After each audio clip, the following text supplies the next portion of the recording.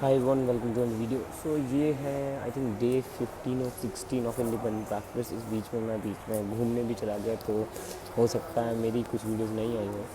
और बीच में आप लोगों ने देखा होगा सीजेपी का प्रोटेस्ट बहुत ज़्यादा हो गया। सोनम वांगचुक जी को अरेस्ट कर लिया, अरेस्ट ही करना चाहिए, डिटेन कर लिया इन अ हॉस्पिटल सफदरजंग। उनका मैटर भी लिस्टेड था कोर्ट, दिल्ली हाई कोर्ट में, जिसमें मिस्टर कपिल सिब्बल सोनम वांगचुक के लिए अपियर हो रहे थे and additional solicitor general Chetan Sharma, उनको मैंने ब्रीफ भी किया है। So he was appearing for the union.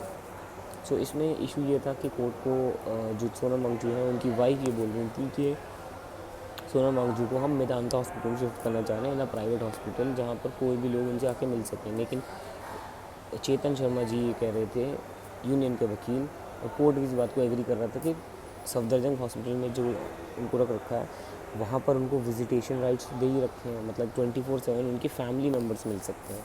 लेकिन ये एक तरह का डिटेंशन ही हो गया, जिसका लॉजिक ये है कि अगर एक आदमी पीसफुल प्रोटेस्ट कर रहा है या प्रोटेस्ट कर रहा है, भले ही उसकी तबीयत ख़राब हो जाती है और वो मान लीजिए हंगर स्ट्राइक कर रहा है, और अगर वो हॉस्पिटल में दे जाता है, तो इसका मतलब ही वही है कि लोग उससे मिलने आएंगे, क्योंकि अगर प्रोटेस्ट बड़ा होता है। और जहाँ से कि आप सबने रील्स, न्यूज़, आर्टिकल्स, हर चीज़ में देखा होगा कि प्रोटेस्ट बहुत बड़ा हो चुका है। इंटरनेशनल मीडिया की में अभी हाईलाइट हो चुका है, और अदर कंट्रीज़ में भी जो इंडियंस हैं वो इस बात को और तरह से बढ़ा रहे हैं।